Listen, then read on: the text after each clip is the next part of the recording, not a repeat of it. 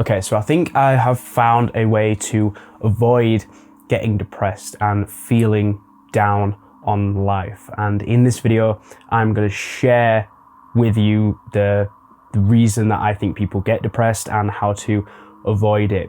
And I'm going to tell you in this video, but first I just want to tell you my story to kind of set the scene. So it's 2020 and I am 19 years old. I've just broken up with my girlfriend who I was with for about 3 years.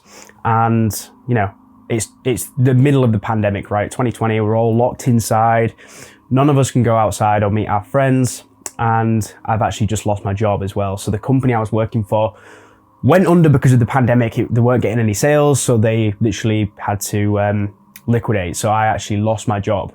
So every day I wake up and I'm in my bedroom, this same room, and I roll out of bed, pick up my phone, and the first thing I do is I'm scrolling through Instagram. I'm scrolling through Instagram Reels, I'm looking at memes, I'm watching funny videos. And then I'll go down, get some breakfast, have some water, get a coffee, and I'll come back upstairs, sit in this chair, turn around, and I'll load up my PS4, right? I'll start my PS4 up, and the first thing I'm doing is I'm jumping straight on GTA 5, and I'm there playing GTA 5. I'm seeing if any of my friends want to jump on it with me, but none of them have woke up yet. It's still early in the morning.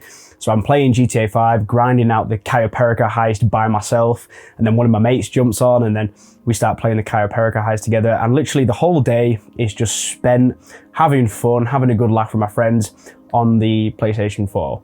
And you know, once the day's over, finish playing PS4, have some food, go to bed. I'm watching YouTube in bed. I'm sat there with my laptop open, watching YouTube.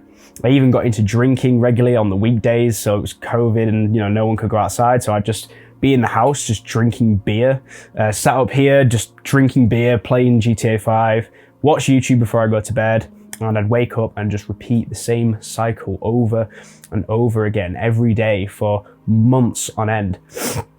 And this is kind of the place I was at where I was feeling a little bit sad, because I've explained it on this channel before, but I'm a pretty ambitious person, right? I've got big plans, I've got big life goals for myself. You know, I really think there's more to life than just sort of getting a regular job and working that same job for the rest of your life, and, you know, having kids and having a normal house and a normal amount of income, and then getting old and stressing about money and stuff. So I've always had big ambitions. I've always wanted to do big things with my life. So because of that kind of internal drive that I've always had, this time going through the pandemic, when I was just waking up and playing on Instagram and playing GTA 5 every day, I got a little bit depressed, right? I had nothing to do. I didn't have a job, didn't have anything going for me. So it's fair to say that I got a little bit depressed. And that's when I started getting onto self-improvement properly, started lifting weights, started going to the gym regularly, cleaned up my diet, quit playing video games, quit social media entirely, quit drinking, quit everything. I got a new job, did all this stuff, right? So this is where that's brought me to where I'm at today, right? Where I've got this YouTube channel and I've got some stuff going for me. You know, I'm working hard, I feel good every day. I've got I do good habits every day and things like that, all the kind of general self-improvement stuff. But it was in those times during the pandemic that I actually learned the reason why I was feeling depressed. And I think this is applicable to a lot of people. It's because we're having too much fun. We're doing too many fun things, right? So in that story I was explaining to you during the pandemic, I would literally wake up. First thing I'd do was I'd go onto social media, right? I'd open up Instagram and I'm there straight away spiking my dopamine, right? I'm watching reel after reel after reel on, you know, funny videos and then like kind of random conspiracy theory videos, and I'm just spiking my dopamine. And then what do I do next? I literally go and play GTA 5, right? Spiking my dopamine for hours and hours and hours. And throughout the whole day, I'm just looking for places to just get some fun, right? I want to play with my friends online. I want to watch social media, watch porn, do all this stuff. I'm just looking for all the pleasurable activities, right? Drinking alcohol. All I want to do is escape and to just have fun and just to do pleasurable stuff. And what does this actually do to you on like a physiological level, right? What does this do to your brain? Well, what this does is it constantly spikes your dopamine. Now, if you've not heard about this before, I'll explain it briefly. Basically, dopamine in your brain, you can think of it like a pool, right? Like a swimming pool that's like basically the edges of the swimming pool, the water in the pool is right up to the edges of the pool, and the water's like your dopamine, right? And every time you do something fun, it's going to spike the dopamine and it's going to make the water have these waves coming in, right? But the waves go up when your dopamine comes up. When they go down again, it goes over the edge of the pool and is like lost forever, right? So if you constantly create these big waves in the swimming pool, all the pool's eventually going to like flow out of the pool and get lost, and your overall kind of the amount of water in the pool and the dopamine is just going to slowly sink over time if you keep creating these big waves. And it's kind of, that might be a complicated analogy, but essentially when you spike your dopamine really high, the steeper and the bigger the spike of dopamine, the drop that comes after, like once the pleasurable activity is over, like you get an hour into playing video games. We all know we're super excited to play when we first start, right? We pick up the controller, we're really excited to log in and start playing GTA or whatever. And then after like a couple hours, you sort of sit there and you kind of get a bit bored, or you might be getting a bit frustrated with a certain mission or something, and all of a sudden the fun's gone. And that's basically because you've just had this spike in dopamine when you just went to pick up the controller and start the game. But then, once you're actually playing the game, the dopamine starts to level off and then it dips down, and it actually goes down below where you started. It goes below baseline. And throughout the whole day, if like you were doing what I'm doing and you're doing it like, this is your life right now, you combine that with like dopamine from social media, dopamine from porn, dopamine from watching Netflix, dopamine from like vaping and stuff, right?